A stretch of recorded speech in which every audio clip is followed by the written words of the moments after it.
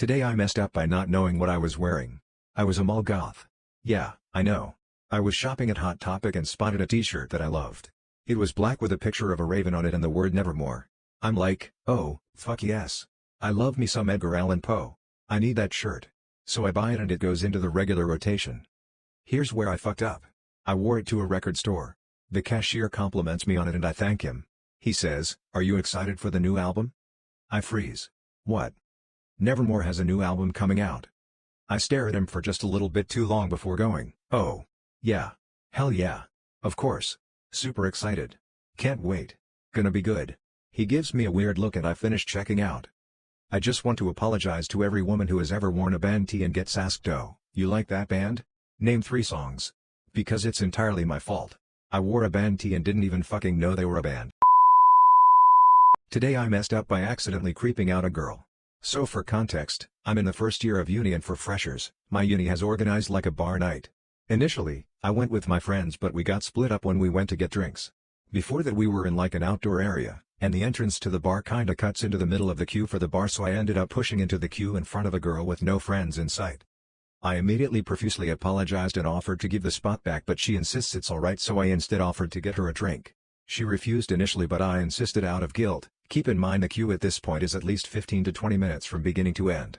The convo went well, but about halfway through the queue she asked for my number, which was the first time a girl's asked for my number proactively. Obviously I was very flattered at the time. I gave her my phone, she entered her contacts and asked me to text her so she can add mine back. I then realized that due to where the bar is and the side that I'm standing on, I'm gonna have to order the drinks for us both, and I'm like the most awkward person alive when I'm ordering literally anything, especially when I don't know what I want nor do I know what they're offering. So I had the bright idea of offering to buy her the drink if she could order for us both, since I have quite bad social anxiety. She expressed serious doubt when I proposed it and asked if I was just rich. I assume she thought I was trying to show off, to which I said even if I was skint I would still pay someone to order for me. Then she proceeded to order the drink. I pulled out my ID and paid for it. Then we sat down with my friends and had a merry chat with them. I didn't talk with her much after that except for borrowing her coat cause I forgot mine and we were sitting outside and it was absolutely freezing. My question here is, did she think I was like a creep trying to hit on her or spike her drink or something, cause she made a point to make sure she had my number on her phone, after which she briefly texted someone? Was she texting a friend my number and told them to give it to the cops if she didn't check in with them after X time or something? Was I too insistent on paying for her drinks made it creepy/show-offy? Today I messed up posting my haircut to the X-Files subreddit 7 years ago. Roughly 7 years ago I was a few weeks deep into a big X-Files binge when I decided to go get my hair cut. Because I had been watching the show so much, I thought it would be fun to ask the person at the haircut place to cut my hair like the main character of the show. Because why not? I usually don't know what to ask for anyways, as you probably can tell by me calling at the haircut place. So I showed them a picture and they did a pretty good job. I thought it looked nice. I then posted a photo of the haircut to the X-Files subreddit. It got a few replies and I forgot about it soon after. Today, while listening to a technology podcast, I learned about a website that lets you upload a picture of your face and see matching photos that are publicly available online. I decided to try it out and uploaded a selfie to the website. It returned a few photos, nothing unexpected, including the X-Files haircut photo. However, the URLs where the haircut photo was hosted included things like now banned cringe subreddits and Bombs World. Which confused me because it's such an innocuous photo. As it turns out, shortly after I posted it, my haircut photo was reposted to a bunch of places on the internet with the claim that I thought I looked like the celebrity who played the main character on the show.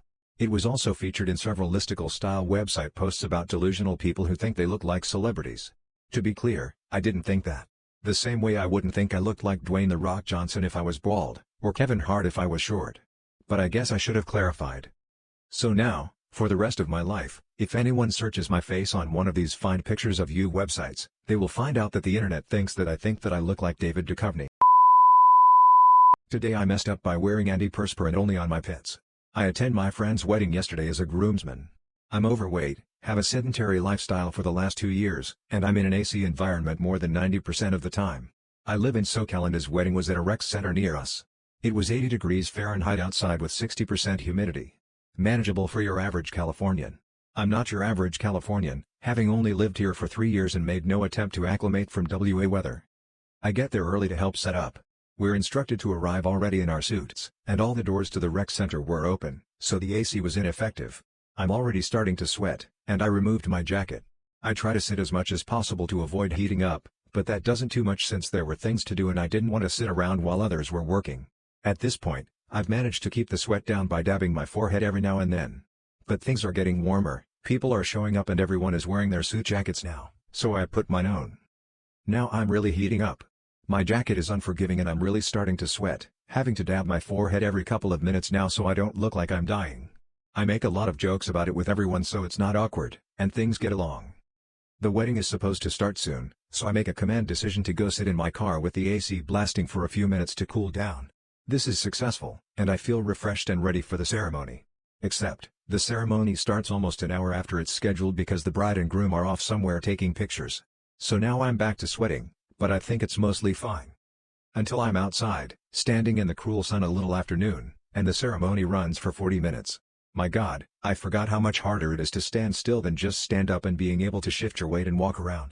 The only thing that gets me through that ceremony was thinking back to when I was in the army and constantly hearing "don't lock your knees" to avoid collapsing during long formations. Thankfully, the bride had some zingers in her vows that allowed me to shift my weight naturally while everyone laughed, and I made it through the ceremony without ruining it for everyone. We get back inside and find our seats, and I take off my jacket to find that it looks like I ran a marathon. Except my pits are drier than the Mojave and it looks like someone sprayed the tops of my shoulders with a hose. Between my antiperspirant, and the tank top absorbing what it could, my sweat was localized to my shoulders, my neck, and my forearms. I'm able to roll up my sleeves to minimize the appearance of the sweat there, but it doesn't matter.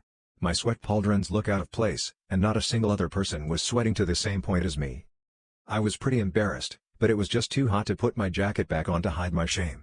I managed to make small talk with everyone around me, and after dragging my best friend to the side to have him verify that I didn't stink, bless Cologne Blue, I relax enough to mostly ignore the looks I got over the next hour and a half that it took me to dry off. Now I know the next time I'm to attend anything outside in the CA heat, to just wear some body powder.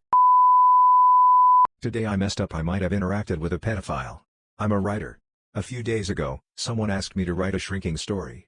Basically, shrinking stories are a fetish genre where you imagine someone being reduced to the size of an insect and living interacting with others from that perspective. That's okay, I guess. What disturbed me about this client is that he wanted a story about a 15-year-old boy shrinking, and then his small brother, 14, taking advantage of this to force him to perform sexual and other disturbing acts. The client wanted this written out in painstaking detail. It was frankly disturbing. This client actually sent me a picture of a young boy, I don't know if it's real or not, maybe AI, for inspiration. I feel disturbed by all this. The client claims that as a hobby, that this won't even be published. Which makes it even weirder. I'm just wondering, if you are into pedophile/underage erotica, wouldn't you be inclined to live out these fetishes at some point, or am I just overthinking and judging an innocent person over a harmless fantasy? What do I do? Should I reach out to law enforcement? Should I talk to someone?